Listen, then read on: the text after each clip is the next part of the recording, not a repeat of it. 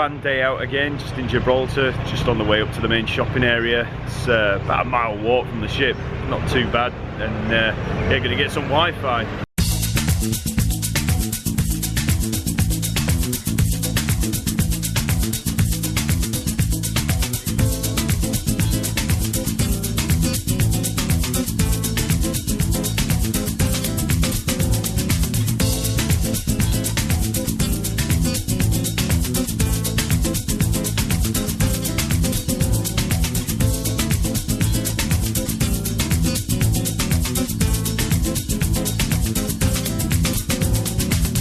So I've been to this pub tons of times, and there's always pretty good Wi-Fi here. So as you can see, it's got the password right there.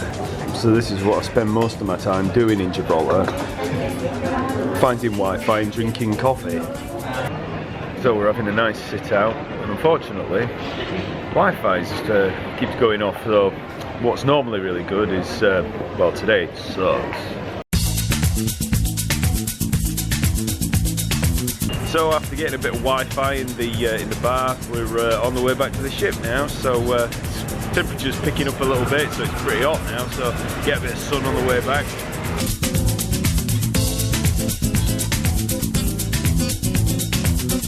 So back on board, and it's a really lovely day. And there you can see Spain, just across, well, just alongside Gibraltar.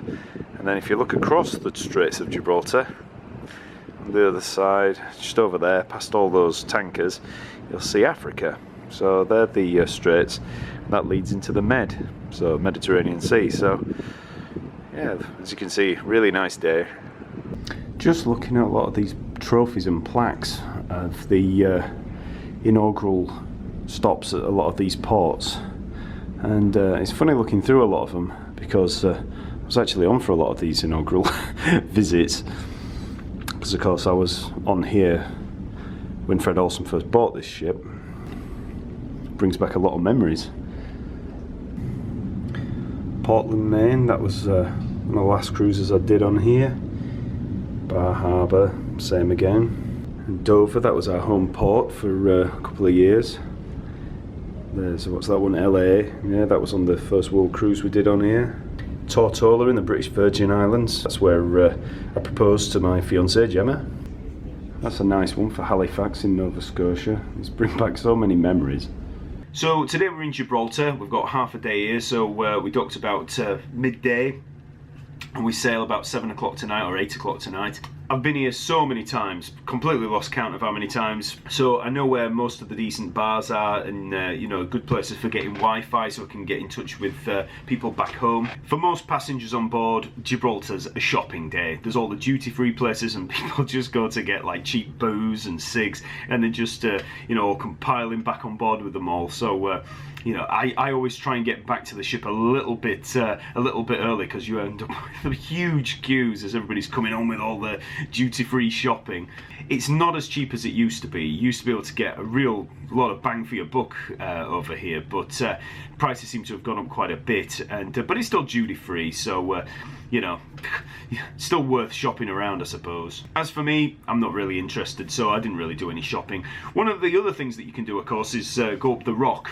So there's the Rock of Gibraltar, and you go up there and there's a whole load of Barbary apes and things like that, so you can go check those out, and you can go into the caves that are in there. Just in case you didn't know anything about Gibraltar, it's pretty much a military outpost out here, and there's a lot of British military and expats over here, so there's it's a little bit like taking a chunk of England and just sticking it on the side of Spain.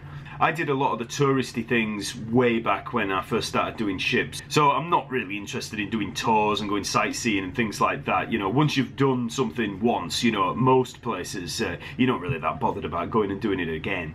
So I managed to FaceTime Jem and the kids, and they managed to see my face for the first time in a few days, so that was good. And you know, I feel a lot more contented after seeing them. That's usually the biggest problem that most people face when they come away working on a cruise ship. You know, missing family and friends, and if you've got young children, it's just, you know, it's horrendous. And a lot of the Filipinos and Indians that work on board, sometimes they've got newborns that they leave with grandparents, things like that, you know, so they can come away, make money, you know, to send back home. Some of them will leave for like 9 months at a time, so you can imagine what that's like if you've got really young children. You know, they could be like a couple of months old when you leave, and then, you know, they're over a year old when you come back. So I think I figured out the problem with the camera when I've been filming on a night. I think it's the file size, the maximum file size for the videos. So I'm going to try bringing down the resolution tonight and see if I can actually get a little bit of a longer video recording. It's now nearly 6 o'clock, so I'm going to go up and get a bite to eat, and then I'll be getting ready for the gig tonight. So here we are, setting sail from Gibraltar, and just about to go on stage, so that's cool. We'll have a nice view while we're playing. So here we are pre-gig. So that's the stage all lit up. As you can see, it's a pretty small stage with a very low ceiling.